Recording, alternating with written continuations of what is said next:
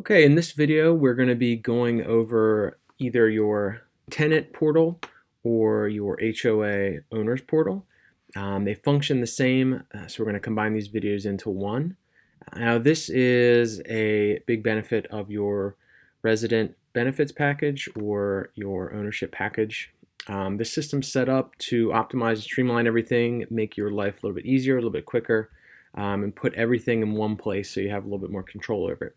So this is what the dashboard looks like. To get here, you are going to go to goddardmanagement.com. So we are Goddard Properties, but Goddard Management is the URL. Make sure you remember that. And then you're just going to come up top here. You see all these little drop downs, and you're going to choose the appropriate category. So if you're a tenant with us, just choose the tenant portal login. If we manage your HOA, just choose an HOA members login, or if you're on the board, you can log in here as well. You'll see some other options. You can order your resale packet. Tenant forms, this is going to be a big one for you as well.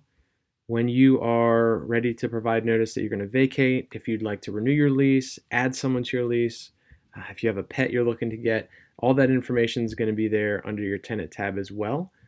This has some home maintenance videos for you. Just various things you might want to do before calling maintenance if it's something that you can't figure out. And then application and some frequently asked questions as well. So once you log in, you're going to be dumped into this screen here. If you have any documents to sign, if this is your first time logging into the portal and you're signing your lease, you're going to see that big orange bar right there for you to sign. You can click that. There's also a little box up here with documents to sign. If you're an HOA member, if there's any kind of changes that you have to sign off on, we might also load documents in here for you as well. But at a glance, you're going to see some of the information about your property. If you have a specific property manager, their name will be here under manager. Phone number, if there's a unique phone number for them, you'll see that there as well. Any open charges, so you can pay them right here. And then details about your lease. So this lease right here, this is actually expired at the time of me making this, but so I'm just using this as an example. But you will be able to see release term here and know that you'll need to give us 60 days notice. So you can backtrack that, and you can go to that form that I showed you earlier and do it there. But going through some of the things, charges. So you can make a payment right from here. You can view them. Obviously, you can see your current charges right there.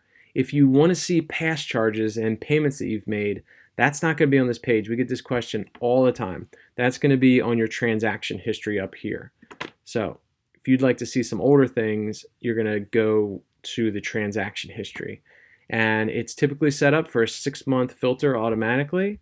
If you'd like to go back farther, you can just type in the date here. Let's do a year, 10/26/2019. And we'll choose that, and we'll filter there. And then you'll see all your past payments. So if you need to look for a payment, see the status of it, anything like that, that's going to be here under the transaction history. Going back, the other option there was to make a payment. So you can go in here, you can pay the total due. You can just pay a portion in the other amount. If you want to make, let's say, bi-weekly payments, you can do that there. That's your option. And then if you have a checking account or a savings account set up to pay with, you can pay right from here. I would advise a checking account. Sometimes the savings accounts have issues with the electronic payment, so I would always go check an account there. You also see some other options right at the top. So if you'd like to save on ACH fees, you can enable auto pay if you're a tenant. Or you can also opt to, this is where you'd set up your credit history reporting, one of the places. You can also get to those two features from over here on the right. You'll see saved payment info and automated payment there. You can click here, add your automatic payments right there, put in all your information on the left, billing details. Gotta click that, what day of the month you want it paid. So there's only going to be a couple options here. And then what you want to do. So if you want to pay a specific amount, a reoccurring specific amount, you can put that in here. I strongly advise, if you're going to do automatic payments, you're not going to pay attention to this, do the total balance due, because your rent is not the only fee you're going to hit. So sometimes tenants might not see this and they might have 2-3 months of water bills that they haven't paid, and they're getting hit with late fees on that because they thought they set up automatic payments just for the base rent amount and it didn't cover everything. So make sure you either do total balance or you check your account monthly to make sure there's no ancillary fees as well. So that is automated payments. Another thing that I strongly advise doing that's a great feature we have for you is credit reporting. So if you're looking to buy a house, a car, anything that's going to require you to have credit, and your credit's not so great, one of the things that can really boost that is to report your credit payments through here. So being able to show a bank that you've made regular payments on time through this system is really going to help raise your credit score. So if that's of interest to you, you're looking to make a larger purchase or get qualified, this is a great feature for you. So let's go back to the dashboard. Now, we covered all the charges. You're going to see some of your lease information. Again, you can sign that right in there if you'd like. I'm actually going to back out of here. I'd like to do this in another video. But you can see you can go right there. This is what I wanted to go into. Yes, you'll see a little bit more details there. Once your lease is signed, you will see a signed copy in here as well. Service issues is another one. So if you have a service issue that's an emergency, make sure you call our main number and let us know about it as soon as possible. If it's just a regular maintenance issue, let's say, I don't know, you have a leaky faucet, okay? You'll be able to come in here and you can add a service issue right there. So you'll click Add Service Issue. Make sure you give it a subject that's meaningful so we all know what it is, because this subject is going to save as the issue title later.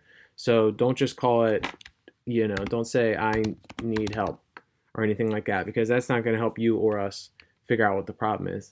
The more descriptions you can put in here, and if you can add any pictures, all that is super helpful to us.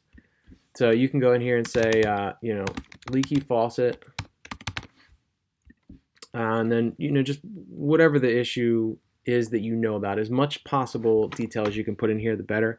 Again, any type of pictures, anything you can put in there to help us will help you figure out the problem quicker. So if we don't have a lot of information, we might have to send multiple people out. We might have to call you a couple times. It might take longer. First person who comes out might not be the right person. So the more info you can get in here is going to be less headache for you, and it's going to allow us to help you quicker. So I'm going to cancel that. But then if you did have any issues in here, those would all be right down here. So you can check on the status of anything you've done. Now, sometimes I will say, if let's say you have to reschedule twice, we're going to send this out to a vendor to schedule with you. It's your responsibility as a tenant to make sure that this gets done. So if you need to reschedule for them, don't assume that that vendor is just going to call you every day for the next month to try and schedule work. They're very busy too. So, if you notice that something hasn't been handled or you need a status of it, either reach out to us or reach out to the vendor that's trying to schedule the work and make sure that that's done, because that is your responsibility to make sure that the house is being maintained and any kind of issues are being handled. So that wraps up most of the functionality in your portal. We'll have a couple other videos specifically talking about signing and setting up some other features. Thanks.